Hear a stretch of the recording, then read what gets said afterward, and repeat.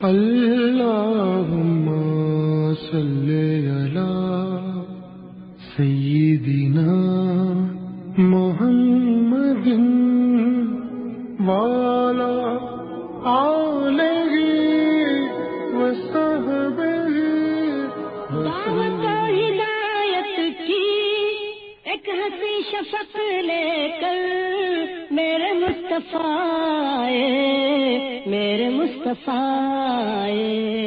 کفر کے اندھیروں میں نور کا طبق لے کر میرے مصطفیٰ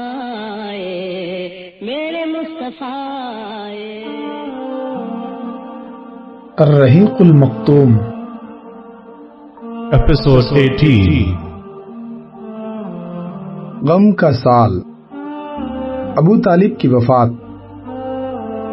ابو طالب کا مرض بڑھتا گیا اور بالآخر وہ انتقال کر گئے۔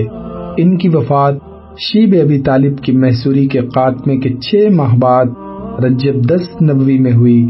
ایک قول یہ بھی ہے کہ انہوں نے حضرت خدیجہ رضی اللہ عنہا کی وفات سے صرف 3 دن پہلے ماہ رمضان میں وفات پائی۔ صحیح بخاری میں حضرت مسیب سے مروی ہے کہ جب ابو طالب کی وفات کا وقت آیا تو نبی صلی اللہ علیہ وسلم ان کے پاس تشریف لے گئے۔ وہاں ابو جہل بھی موجود تھا۔ آپ نے فرمایا، چچا جان، آپ لا الہ الا اللہ کہہ دیجئے، بس ایک کلمہ جس کے ذریعے میں اللہ کے پاس آپ کے لیے حجت پیش کر سکوں گا۔ ابو جہل اور عبداللہ بن امیہ نے کہا، ابو طالب، کیا عبد المطلب کی ملت سے رخ پھیر لوگے؟ پھر یہ دونوں برابر ان سے بات کرتے رہے، یہاں تک کہ آخری بات جو ابو طالب نے لوگوں سے کہی یہ تھی کہ عبد المطلب کی ملت پر۔ نبی صلی اللہ علیہ وسلم نے فرمایا، میں جب تک آپ سے روک نہ دیا جاؤں آپ کے لیے دعائے مغفرت کرتا رہوں گا۔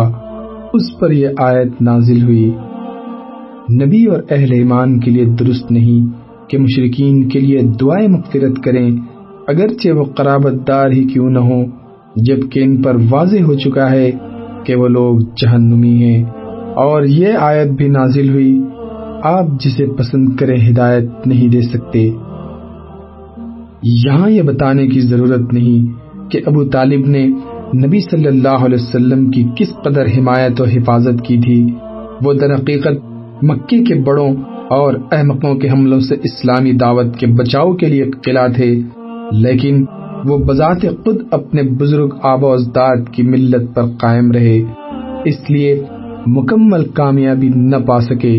چنانچہ صحیح بخاری میں حضرت عباس بن عبد المطلب سے مروی ہے کہ انہوں نے نبی صلی اللہ علیہ وسلم سے دریافت کیا کہ آپ اپنے چچا کے کیا کام آ سکے، کیونکہ وہ آپ کی حفاظت کرتے تھے اور آپ کے لیے دوسروں پر بگڑتے اور ان سے لڑائی مول لیتے تھے۔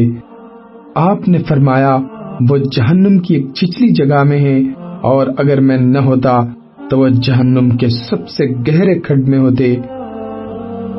ابو سعید خدری کا بیان ہے کہ ایک بار نبی صلی اللہ علیہ وسلم کے پاس آپ کے چچا کا تذکرہ ہوا تو آپ نے فرمایا، ممکن ہے قیامت کے دن انہیں میری شفاعت فائدہ پہنچا دے اور انہیں جہنم کی ایک اوتلی جگہ میں رکھ دیا جائے جو صرف ان کے دونوں ٹخنوں تک پہنچ سکے۔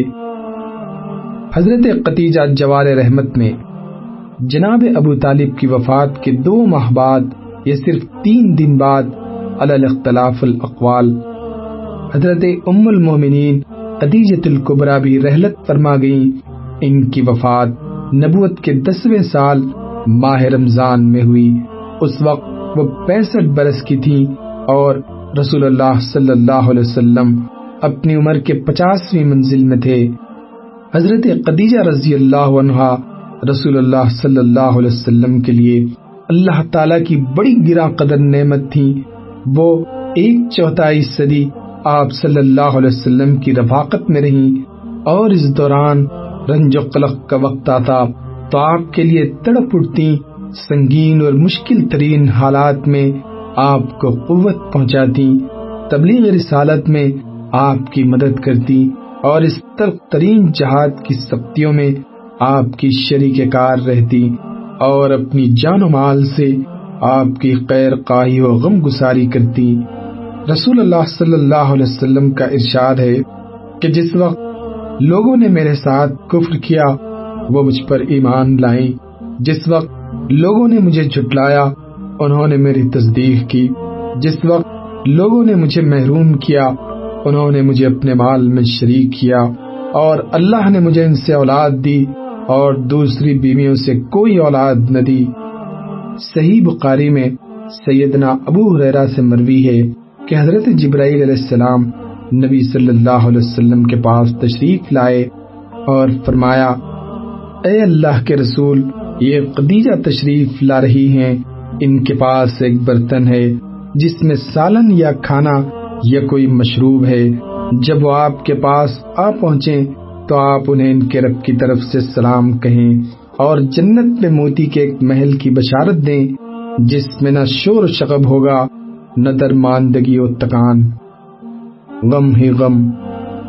یہ دونوں علم انگیز حادثے صرف چند دنوں کے دوران پیش آئے جس سے نبی صلی اللہ علیہ وسلم کے دل میں غم و علم کے احساسات مجزن ہو گئے، اور اس کے بعد قوم کی طرف سے بھی مصائب کا تومار بن گیا، کیونکہ ابو طالب کی وفات کے بعد ان کی جسارت بڑھ گئی اور کھل کر آپ کو اذیت اور تکلیف پہنچانے لگے۔ اس کیفیت نے آپ کے غم و علم میں اور اضافہ کر دیا۔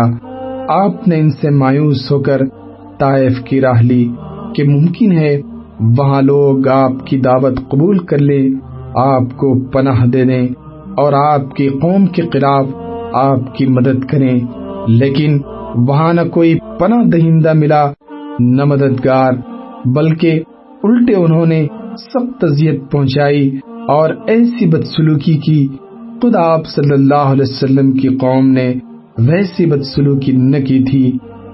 یہاں اس بات کا اعادہ بے محل نہ ہوگا کہ اہل مکہ نے جس طرح نبی صلی اللہ علیہ وسلم کے خلاف ظلم و جور کا بازار گرم کر رکھا تھا، اسی طرح وہ آپ کے رفقا کے خلاف بھی ستمرانی کا سلسلہ جاری رکھے ہوئے تھے۔ چنانچہ آپ صلی اللہ علیہ وسلم کے ہمدم و ہمراز سیدنا ابو بکر صدیق مکہ چھوڑنے پر مجبور ہو گئے اور حبشہ کے ارادے سے تن بتقدیر نکل پڑے، لیکن برق غمات پہنچے تو ابن دغنہ سے ملاقات ہو گئی اور وہ اپنی پناہ میں آپ کو مکہ واپس لے آیا۔ ابن اسحاق کا بیان ہے کہ جب ابو طالب انتقال کر گئے تو قریش نے رسول اللہ صلی اللہ علیہ وسلم کو ایسی اذیت پہنچائی کہ ابو طالب کی زندگی میں کبھی اس کی آرزو بھی نہ کر سکے تھے، حتیٰ کہ قریش کے ایک احمق نے سامنے آ کر آپ کے سر پر مٹی ڈال دی۔ آپ اسی حالت میں گھر تشریف لائے، مٹی آپ کے سر پر پڑی ہوئی تھی، آپ کی ایک صاحبزادی نے اٹھ کر مٹی دھلی، وہ دھلتے ہوئے روتی جا رہی تھی اور رسول اللہ صلی اللہ علیہ وسلم انہیں تسلی دیتے ہوئے فرماتے جا رہے تھے، بیٹی رو نہیں، اللہ تمہارے ابا کی حفاظت کرے گا۔ اس دوران آپ یہ بھی فرماتے جا رہے تھے کہ قریش نے میرے ساتھ کوئی ایسی بدسلوکی نہ کی جو مجھے ناگوار گزری ہو، یہاں تک کہ ابو طالب کا انتقال ہو گیا۔ اسی طرح کے پے در پہ آلام و مصائب کی بنا پر اس سال کا نام عام الحزن یعنی غم کا سال پڑ گیا، اور یہ سال اسی نام سے تاریخ میں مشہور ہو گیا۔ حضرت سودا سے شادی۔ اسی سال شوال 10 نبوت میں رسول اللہ صلی اللہ علیہ وسلم نے حضرت سودا بنت زماں سے شادی کی۔ یہ ابتدائی دور میں مسلمان ہو گئی تھی اور دوسری ہجرت حبشہ کے موقع پر ہجرت بھی کی تھی۔ ان کے شوہر کا نام سکران بن عمر تھا، وہ بھی قدیم الاسلام تھے، اور حضرت سودا نے انہی کی رفاقت میں حبشہ کی جانب ہجرت کی تھی، لیکن وہ حبشہ ہی میں، اور کہا جاتا ہے کہ مکہ واپس آ کر انتقال کر گئے۔ اس کے بعد جب حضرت سودا کی عدت ختم ہو گئی تو نبی صلی اللہ علیہ وسلم نے ان کو شادی کا پیغام دیا اور پھر شادی ہو گئی۔ یہ حضرت خدیجہ کی وفات کے بعد پہلی بیوی ہیں جن سے رسول اللہ صلی اللہ علیہ وسلم نے شادی کی۔ چند برس بعد انہوں نے اپنی باری حضرت عائشہ کو ہبہ کر دی۔ ابتدائی مسلمانوں کا صبر و ثبات اور اس کے اسباب و عوامل۔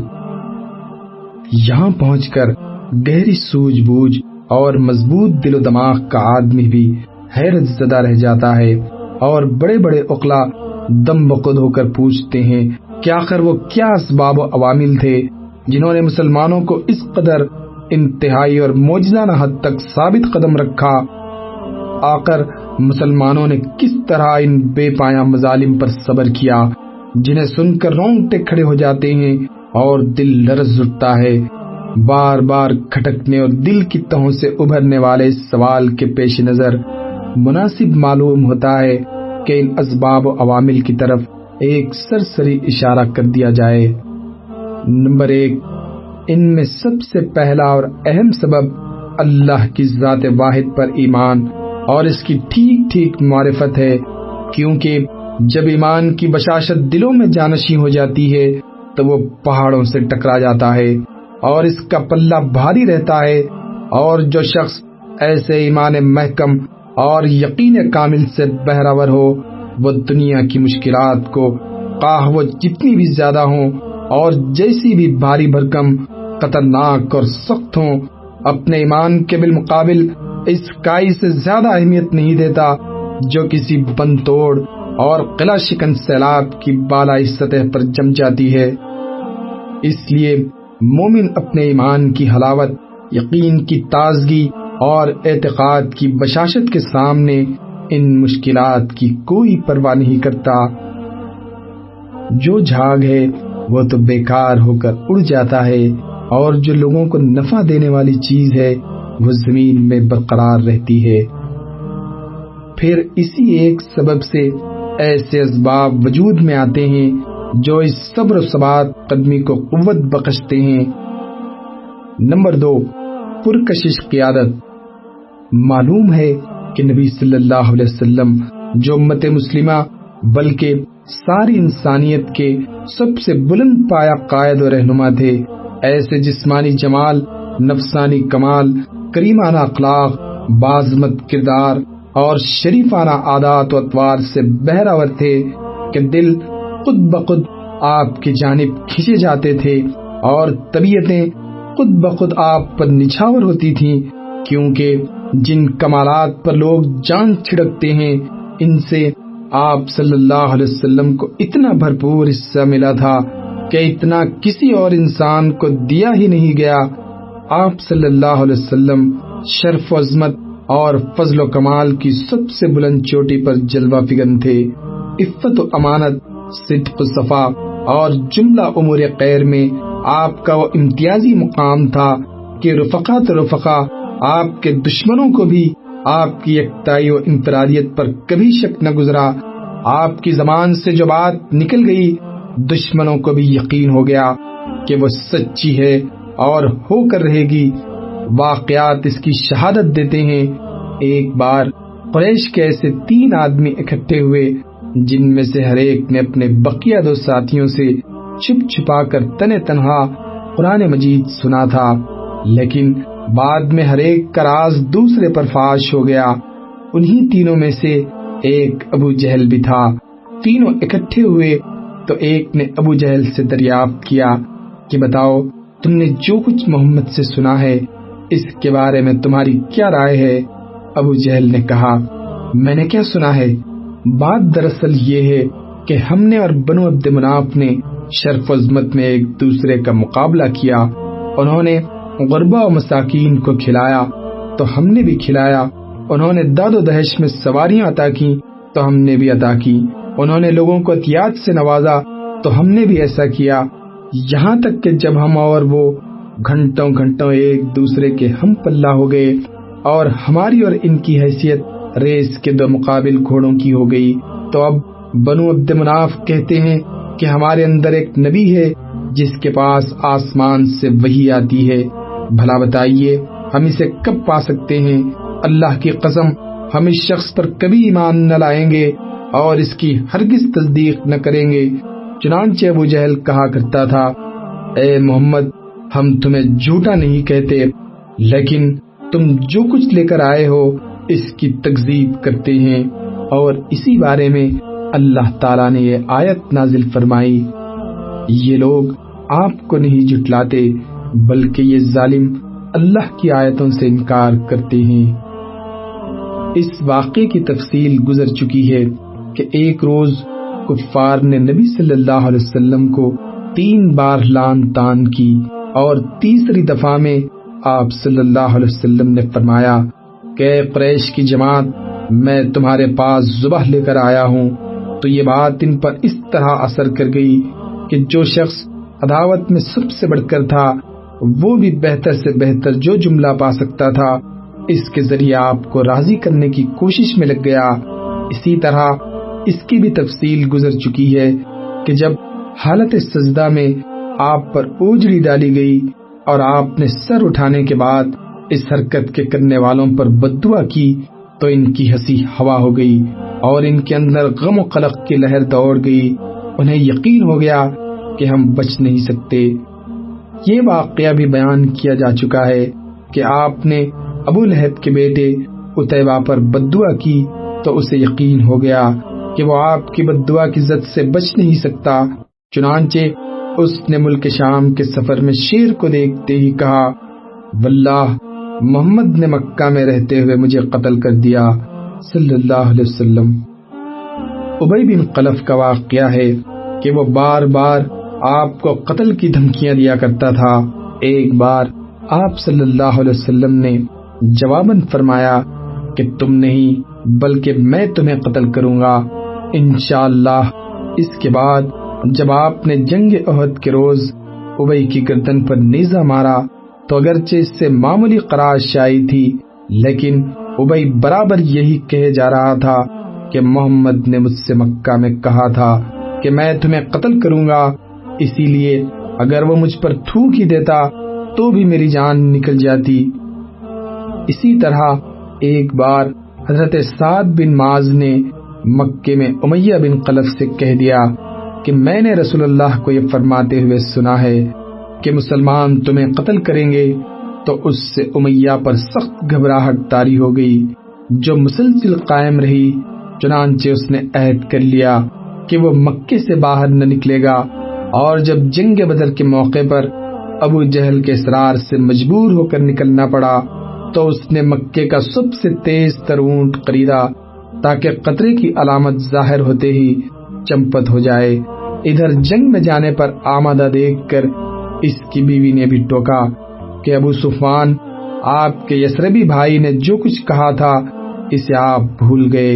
ابو سفیان نے جواب میں کہا کہ نہیں، بلکہ میں اللہ کی قسم ان کے ساتھ تھوڑی ہی دور جاؤں گا۔ یہ تو آپ کے دشمنوں کا حال تھا، باقی رہے آپ کے صحابہ اور رفقا تو آپ تو ان کے لیے دیدہ و دل اور جان و روح کی حیثیت رکھتے تھے۔ ان کے دل کی گہرائیوں سے آپ کے لیے حب صادق کے جذبات اس طرح ابلتے تھے جیسے نشیب کی طرف پانی بہتا ہے، اور جان و دل اس طرح آپ کی طرف کھنچتے تھے جیسے لوہا مقناطیس کی طرف کھنچتا ہے۔ آپ کی صورت ہر جسم کا ہیولا تھی اور آپ کا وجود ہر دل کے لیے مقناطیس۔ اس محبت و فداکاری اور جانثاری اور جان سپاری کا نتیجہ یہ تھا کہ صحابہ کرام کو یہ گوارا نہ تھا کہ آپ کے ناخن میں خراش آ جائے یا آپ کے پاؤں میں کانٹا چھپ جائے، خواہ اس کے لیے ان کی گردنیں ہی کیوں نہ کوٹ دی جائیں۔ ایک روز ابوبکر صدیق کو بری طرح کچل دیا گیا اور انہیں سخت مار ماری گئی۔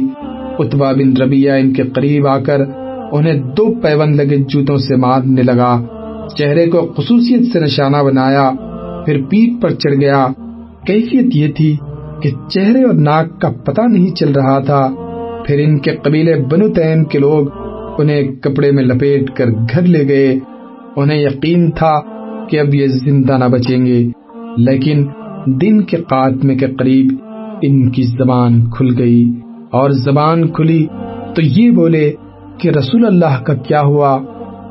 اس پر بنو تیم نے انہیں سخت سست کہا، ملامت کی، اور ان کی ماں ام الخیر سے یہ کہہ کر اٹھ کھڑے ہوئے کہ انہیں کچھ کھلا پلا دینا۔ جب وہ تنہا رہ گئیں تو انہوں نے ابو بکر سے کھانے پینے کے لیے اصرار کیا، لیکن ابو بکر یہی کہتے رہے کہ رسول اللہ کا کیا ہوا؟ آخر ام الخیر نے کہا، مجھے تمہارے ساتھی کا حال معلوم نہیں۔ ابو بکر نے کہا، ام جمیل بنت خطاب کے پاس جاؤ اور اس سے دریافت کرو۔ وہ ام جمیل کے پاس گئیں اور بولی، ابو بکر تم سے محمد بن عبداللہ کے بارے میں دریافت کر رہے ہیں۔ ام جمیل نے کہا، میں نہ ابو بکر کو جانتی ہوں نہ محمد بن عبداللہ کو، البتہ اگر تم چاہو تو میں تمہارے ساتھ تمہارے صاحبزادے کے پاس چل سکتی ہوں۔ ام الخیر نے کہا، بہتر ہے۔ اس کے بعد ام جمیل ان کے ہمراہ آئیں، دیکھا تو ابو بکر انتہائی خستہ حال پڑے تھے۔ پھر قریب ہوئیں تو چیخ پڑی اور کہنے لگیں، جس قوم نے آپ کی یہ درگت بنائی ہے وہ یقیناً بدقماش اور کافر قوم ہے۔ مجھے امید ہے کہ اللہ آپ کا بدلہ ان سے لے کر رہے گا۔ ابو بکر نے پوچھا، رسول اللہ کیا ہوئے؟ انہوں نے کہا، یہ آپ کی ماں سن رہی ہیں۔ کہا، کوئی بات نہیں۔ بولی، آپ صلی اللہ علیہ وسلم صحیح سالم ہیں۔ پوچھا، کہاں ہیں؟ کہا، ابن ارقم کے گھر میں ہیں۔ ابو بکر نے فرمایا، اچھا تو پھر اللہ کے لیے مجھ پر عہد ہے کہ میں نہ کوئی کھانا کھاؤں گا نہ پانی پیوں گا یہاں تک کہ رسول اللہ کی خدمت میں حاضر ہو جاؤں۔ اس کے بعد ام الخیر اور ام جمیل رکی رہیں۔ جب آمد و رفت بند ہو گئی اور سیاپا پڑ گیا تو دونوں ابو بکر کو لے کر نکلی۔ وہ ان پر ٹیک لگائے ہوئے تھے اور اس طرح انہوں نے ابو بکر کو رسول اللہ کی خدمت میں پہنچا دیا۔ محبت و جان سپاری کے کچھ اور بھی نادر واقعات ہم اپنی اس کتاب میں موقع بہ موقع نقل کریں گے، خصوصاً جنگ احد کے واقعات اور حضرت قبیب کے حالات کے ضمن میں۔ نمبر 3، احساس ذمہ داری۔ صحابہ اکرام جانتے تھے کہ یہ مشتقات جسے انسان کہا جاتا ہے اس پر کتنی بھاری بھرکم اور زبردست ذمہ داریاں ہیں، اور یہ کہ ان ذمہ داریوں سے کسی صورت میں گریز اور پہلو تہی نہیں کی جا سکتی، کیونکہ اس گریز کے جو نتائج ہوں گے وہ موجودہ ظلم و ستم سے زیادہ خوفناک اور ہلاکت آفریں ہوں گے، اور اس گریز کے بعد خود ان کو اور ساری انسانیت کو جو خسارہ لاحق ہوگا وہ اس قدر شدید ہوگا کہ اس ذمہ داری کے نتیجے میں پیش آنے والی مشکلات اس خسارے کے مقابل کوئی حیثیت نہیں رکھتی۔ نمبر 4، آخرت پر ایمان۔ جو مذکورہ احساس ذمہ داری کی تقویت کا باعث تھا، صحابہ کرام اس بات کا غیر متزلزل یقین رکھتے تھے کہ انہیں رب العالمین کے سامنے کھڑے ہونا ہے، پھر ان کے چھوٹے بڑے اور معمولی و غیر معمولی ہر طرح کے اعمال کا حساب لیا جائے گا۔ اس کے بعد یا تو نعمتوں بھری دائمی جنت ہوگی یا عذاب سے بھڑکتی ہوئی جہنم۔ اس یقین کا نتیجہ یہ تھا کہ صحابہ اکرام اپنی زندگی امید و بہم کی حالت میں گزارتے تھے، یعنی اپنے پروردگار کی رحمت کی امید رکھتے تھے اور اس کے عذاب کا خوف، اور ان کی کیفیت وہی رہتی تھی جو اس آیت میں بیان کی گئی ہے۔ وہ جو کچھ کرتے ہیں دل کے اس خوف کے ساتھ کرتے ہیں کہ انہیں اپنے رب کے پاس پلٹ کر جانا ہے۔ انہیں اس کا بھی یقین تھا کہ دنیا اپنی ساری نعمتوں اور مصیبتوں سمیت آخرت کے مقابل مچھر کے ایک پر کے برابر بھی نہیں، اور یہ یقین اتنا پختہ تھا کہ اس کے سامنے دنیا کی ساری مشکلات، مشقتیں اور تلخیاں ہیچ تھیں، اس لیے وہ ان مشکلات اور تلخیوں کو کوئی حیثیت نہیں دیتے تھے۔ اللہم صلی علی محمد وعلی آلہ وصحبہ وسلم۔ اللہم صلی علی پیشکش رہبر ٹی وی۔